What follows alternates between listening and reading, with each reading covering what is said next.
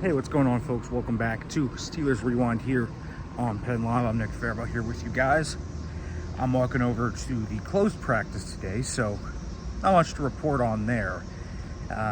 What we will talk about today is some of the stuff that we learned talking with guys, and obviously a lot of moves today for the Pittsburgh Steelers. First off, how about cutting Rock Taylor, Braden Fehoko, Devin Harper, bringing in a few others. Offensive tackle Julian Pearl, with Gareth Warren having a head injury. Long snapper Jake McQuaid, because Christian Kuntz dealing with what appears to be Farabaugh, a broken sternum. It's not good news for the Duquesne grad. And then also bringing in some help in the corner room. So a few things that the Steelers are looking to do today.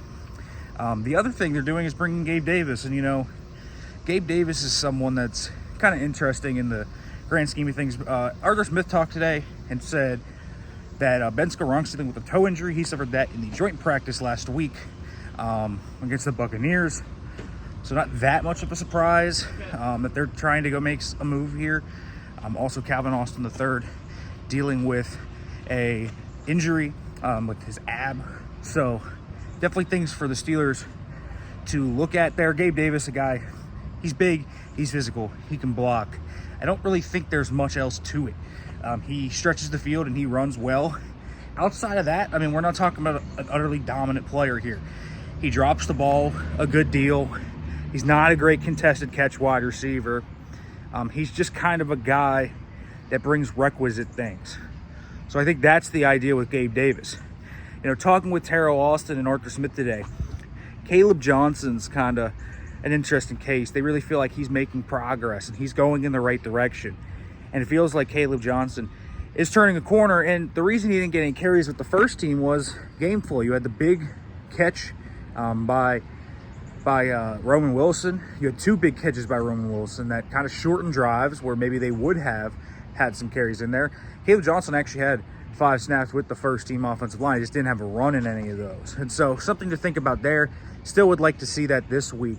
But I think KJ is going in the right direction. When we talk about corner, I thought that was the most interesting part of Terrell Austin's presser was the hierarchy of corner. Brandon Echols is a rostered lock.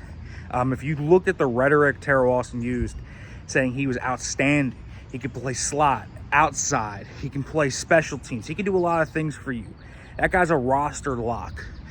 James Pierre, I think, you know, he said James Pierre is leading the pack in terms of that discussion. I think he's on the roster too. I mean, we're talking teams. His coverage has been an issue, but he is a great gunner. The other gunner in Skoronek's hurt. They need special teams help. They can keep him as a special teams guy and keep the depth around him kind of big. The interesting thing is it seems like that last roster spot is probably between Pierre, Trice, and Bishop, and 2 of them make it. I only think 2 of them make it, not all 3 of them.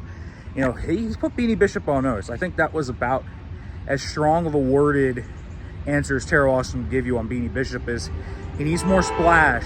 There needs to be a little bit more there than just a guy who comes down and is physical and is tackling. They need to see the instincts. They need to see the splash plays. They need to see the man coverage come along. There's some things to look at there. You know, the backup slot could easily be Brandon Echols. So Beanie Bishop has to play and earn that spot. They're not going to give it to him.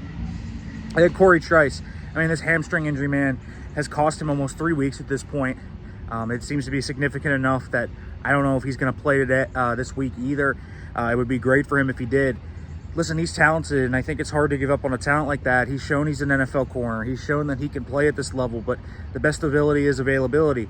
So I think the last spot there, they're going to keep 6 corners, probably comes down to right now, given what James Pierre has done and proven this camp, probably comes down to Corey Trice versus Beanie Bishop. We'll kind of see how that all comes about.